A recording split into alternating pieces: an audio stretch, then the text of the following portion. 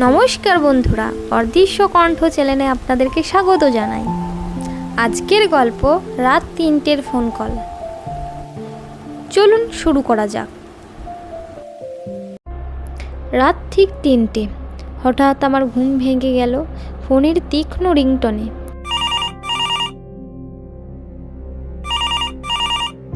এত রাতে কে ফোন করবে? স্ক্রিনের দিকে তাকিয়ে দেখি আননোন নাম্বার। কিছুটা বিরক্ত, কিছুটা কৌতূহল নিয়ে কলটা রিসিভ করলাম। ওপাশে প্রথমে কোনো শব্দ নেই, শুধু খুব হালকা শ্বাস নেওয়ার শব্দ। আমি বললাম, হ্যালো, কে বলছেন? কয়েক সেকেন্ড চুপ, তারপর খুব নিচু কর্কশ একটা কণ্ঠ শোনা গেল, তুমি ঘুমাচ্ছিলে?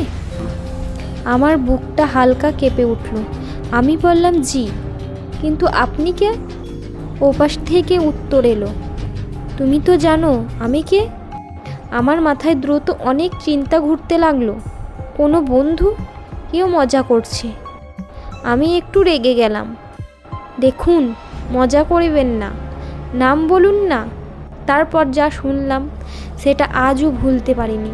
ও বলল, তোমার ঘরের জানালাটা বন্ধ করো, বাইরে ঠান্ডা। আমার শরীর জমে গেল। আমি তো কাউকে বলিনি যে আমার জানালাটা খোলা। ধীরে ধীরে মাথা ঘুরিয়ে জানালার দিকে তাকালাম।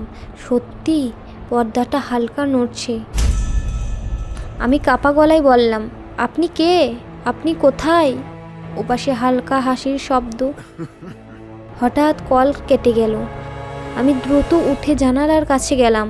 বাইরে অন্ধকার ছাড়া আর কিছুই নেই। রাস্তার লাইটটা নষ্ট ছিল, চারপাশ নিস্তব্ধ। ভাবলাম হয়তো কেউ প্রাঙ্ক করছে। নিজেকে বোঝালাম এটা কাকতালীয়। কিন্তু ঠিক 1 মিনিট পর আবার ফোন বেজে উঠল। আবার সেই আননোন নাম্বার। এইবার রিসিভ করতেই ওপাশ থেকে ফিস করে বলা হলো, তুমি এখন জানালার পাশে দাঁড়িয়ে আছো? আমার হাত থেকে ফোনটা প্রায় পড়ে যাচ্ছিল, কারণ সত্যিই আমি তখন জানালার পাশেই দাঁড়িয়ে। আমি দ্রুত পর্দা সরিয়ে বাইরে তাকালাম, কেউ নেই। আমি চিৎকার করে বললাম, তুমি কে? কোথায় লুকিয়ে আছো?